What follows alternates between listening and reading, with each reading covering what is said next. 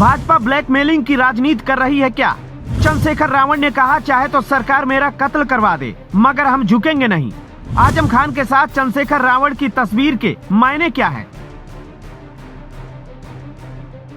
रामपुर विधानसभा से समाजवादी पार्टी के कद्दावर नेता आजम खान की सदस्यता खत्म हुई तो वहां पर उपचुनाव का ऐलान हुआ, लेकिन अखिलेश यादव के लिए जितना महत्वपूर्ण सीट मैनपुरी है, जहां से उनकी पत्नी डिंपल मैदान में है, तो उतनी ही महत्वपूर्ण सीट रामपुर की भी है, क्योंकि यहां पर आजम खान की साख दांव पर लगी है। लेकिन रामपुर में बड़ा खेल होने वाला है, क्योंकि जिस खेल के बलबूते भाजपा लोकसभा का चुनाव रामपुर में जीती थी, उस खेल को आजम खान इस बार पलटना चाह रहे हैं। मायावती ने ना तो अपना उम्मीदवार मैनपुरी में खड़ा किया और ना ही रामपुर में। मैनपुरी में तो सपा को लग रहा है कि वो अपने वोटरों के बलबूते परचम लहरा लेंगे, लेकिन रामपुर में कसमकस है और अपने तर्कस से एक तीर सपा ने निकाल लिया और उस तीर का नाम है चंद्रशेखर आजाद रावण।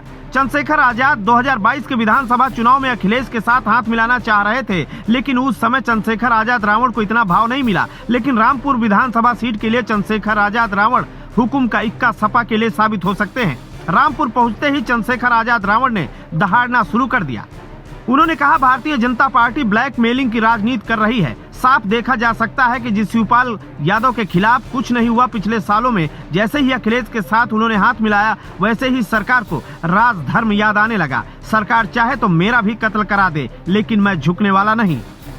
अब सुनिए रामपुर में चंद्रशेखर आजाद रावण के मायने क्या है। दरअसल हाल ही में आजमगढ़ में हुए उपचुनाव में बसपा के उतरने से सपा का नुकसान हुआ, तो रामपुर और गोला गोकरण नाथ सीट पर न उतरने से भाजपा को काफी फायदा हुआ और अब होने वाले चुनाव में मायावती ने अपना कोई उम्मीदवार नहीं खड़ा किया। ऐसे में दलित वोटर जाएगा किधर? बस इसी गुड़ा गणित को सही फिट करने के लिए अखिलेश यादव ने चंद्रशेखर आजाद रावण को याद किया और आजम खान ने चंद्रशेखर आजाद रावण को अपने पास बुला लिया।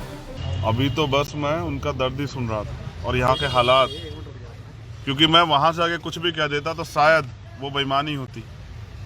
जो मैंने यहाँ जाना विद एविडेंस, तो एहसास होता है कि हम आज़ाद भारत में नहीं।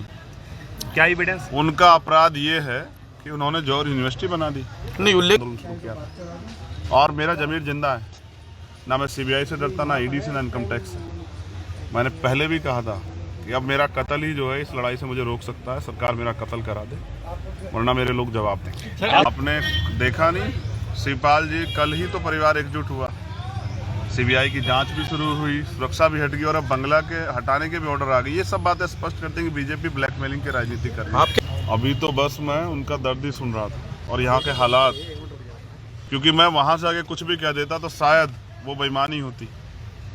जो मैंने यहाँ जाना विद एविडेंस, तो एहसास होता है कि हम आज़ाद भारत में नहीं।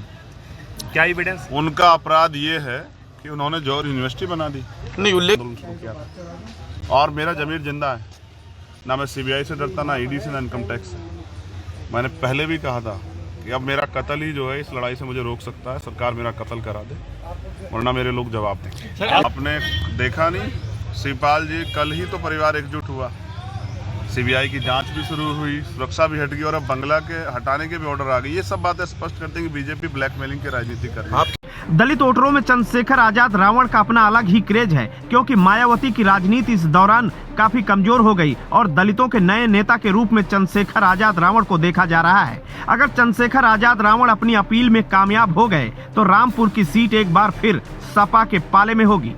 Bureau report, Ashok Kumar, INF, Uttar Pradesh.